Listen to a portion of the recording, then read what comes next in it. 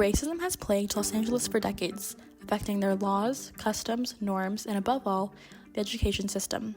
Through the use of the model minority, a white supremacy-structured education system, and systemic racism, these factors continue to contribute to the disproportionate education and racialized experiences of scholars of color.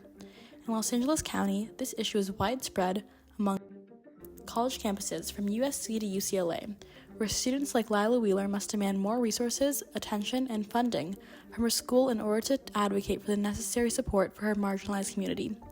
Professors at these Los Angeles institutions, namely Greg Patton and Gordon Klein, contribute to this matter in their culturally insensitive, dismissive, and borderline racist methods in recent teachings. All the while, the U.S. Department of Education legalizes this disparity and efforts to cut DEI across all college campuses. Racism in undergraduate and graduate studies in Los Angeles not only hinders the academic performance among scholars of color, but underscores the need for sufficient resources, opportunities, and reevaluation of each institution's faculty, as UCLA student Lila Wheeler draws attention to. The Business School is Racist, Act Up by Sadhvi Dar et al. Discusses how business schools teach white narratives and prioritize their opinions and knowledge, demonstrating their role as an extension of the exclusionary nation, such as the country's U.S. Department of Education's recent efforts to eliminate TEI and prioritize white students. This section, describing the nature of business schools, shows how the U.S. education system structurally upholds racism in undergraduate and graduate studies. The practice of white knowledge serving as the benchmark for business schools contributes to the disproportionate education of students of color that heavily impacts their academic voice, knowledge, and careers. As they navigate the higher education system, they are taught that their voices and knowledge are unworthy compared to their white counterparts. In turn, scholars of color must think, write, and speak like white students in order to demonstrate their belonging and adequacy. Sadhvi Dar et al.'s article connects to the U.S. Department of Education today because the curriculum and teachings of business schools that value the white perspective demonstrates white supremacy, which the Department of Education system is currently taking steps to maintain. The nation values Eurocentric knowledge and subsequently maintains every policy and practice today to keep it that way. The next resource, titled Racialized Experiences as In-Betweenists in Academia by Emanuela Mandalaki and Ajit Prasad, uses the practice of subtle racism in higher education to demonstrate how faculty like Greg Patton and his lack of cultural sensitivity impact students of color's education. Mandalaki and Prasad's article supports my topic because they examine one of the common practices of racism in the education system, the model minority. This categorizes and stereotypes Asians into students that will work hard, listen, and perform well. While normalized and often appearing harmless, it functions to reduce their experiences of othering and perpetuates racial in-betweenness, where Asian students stand as a buffer in class powers, just enough to experience the expectations, but not enough to reap the same benefits of white students.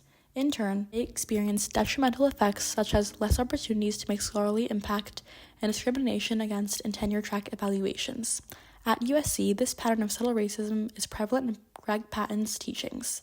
When Patton taught a business communication course and repeatedly used and mispronounced a Chinese word similar to a racist slur, several students of color were impacted by this incident and voiced their opinions. However, Patton continued to say it.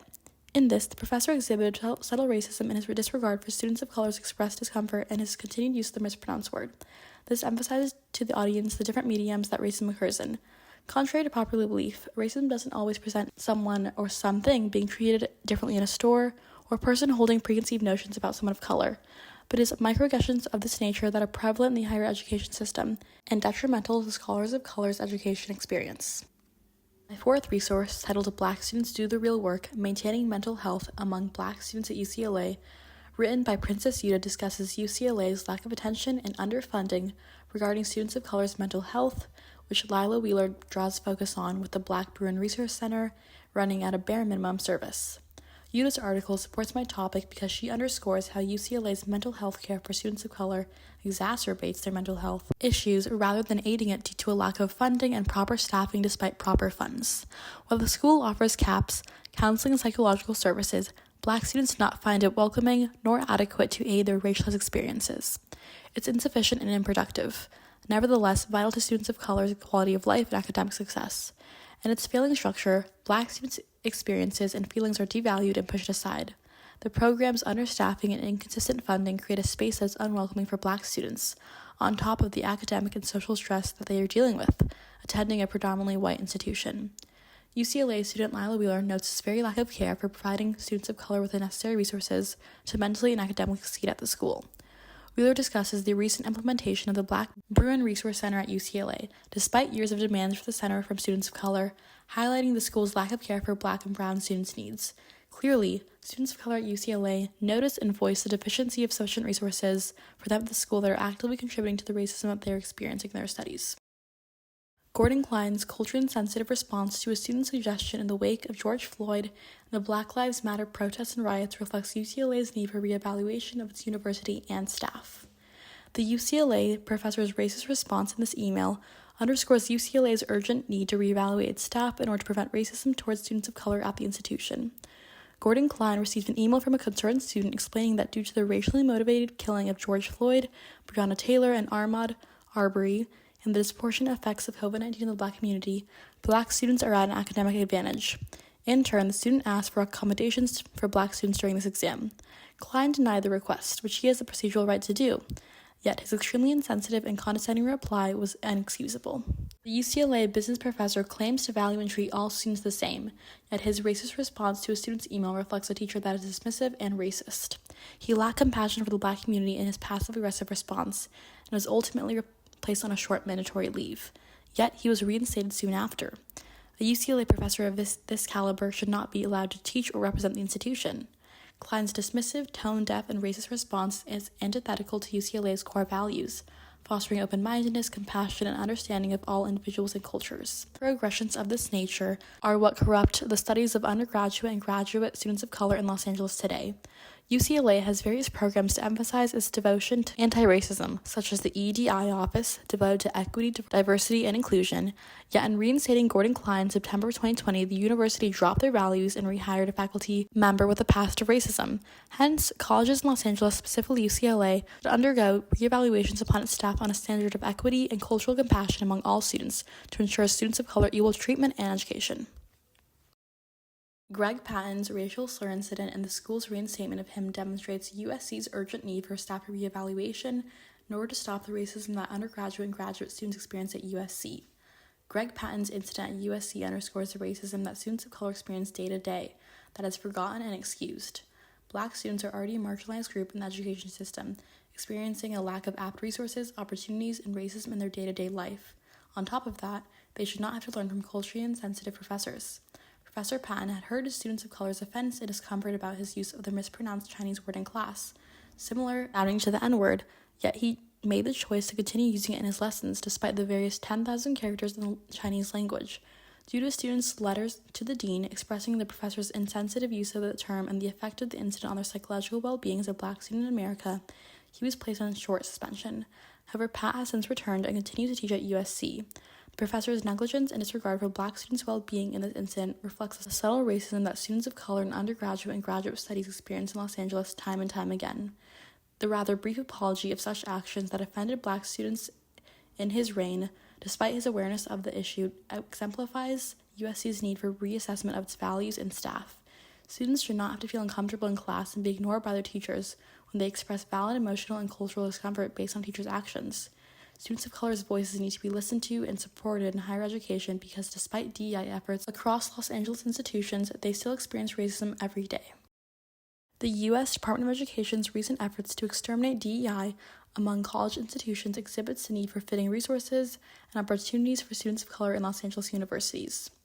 The Trump administration's influence on the Department of Education's recent policies to eliminate diversity, equity, and inclusion, or DEI as a whole, demonstrates the stripping of safe spaces, communities, and opportunities for students of color experiencing racism in undergraduate and graduate studies in Los Angeles. The elimination of DEI at Los Angeles universities has serious implications, demanding schools to end their use of race preference. In this, the number of admissions of students of color will be significantly impacted, scholarship funding will be cut, and campus belonging and safety will be impacted due to the stripping of dorm hall themes and graduation ceremonies. DEI programs are essential to Black and brown students' success in Los Angeles universities, helping them navigate the white supremacy-based education system and aiding them in funding safety and community. Cutting DEI means cutting resources for students of color's welfare. Without proper mentors, programs, or affinity spaces, they must hold their racialized experience within themselves, risking their academic and mental health.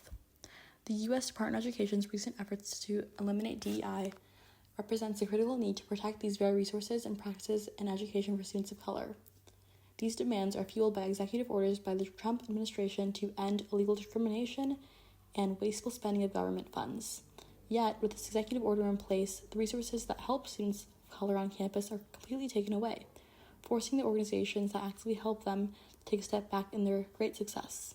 It is essential that we advocate for DEI in Los Angeles higher education institutions to ensure the success and health of scholars of color.